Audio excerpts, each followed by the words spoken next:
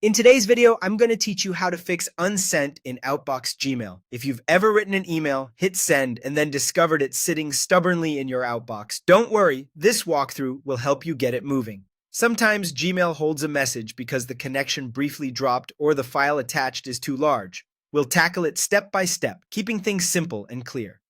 First, open the Gmail app on your device. Make sure you're in the account where you wrote the email.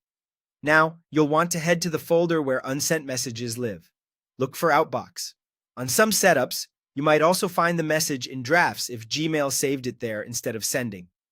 Outbox is the place Gmail keeps messages that are queued up but haven't been delivered yet, so that's your main stop. Once you're in Outbox or drafts, tap the unsent email to open it. This brings you into the full message view where you can confirm the recipient, the subject, and the content. It's a good chance to make sure everything looks right, especially if you were editing it when the send failed. With the message open, try sending it again. On many devices, you'll see a button labeled Send Again or Retry. Tap that. You should see the message move to the sending state, and then it should disappear from Outbox when Gmail successfully hands it off.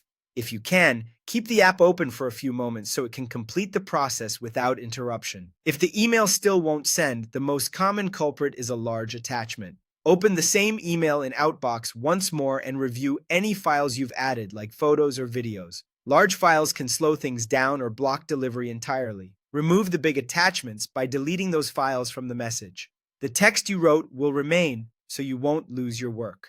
After removing the large files or photos, try sending the email again by tapping Send or Retry. You should see it leave Outbox and appear in your sent folder once Gmail finishes. That's all there is to it.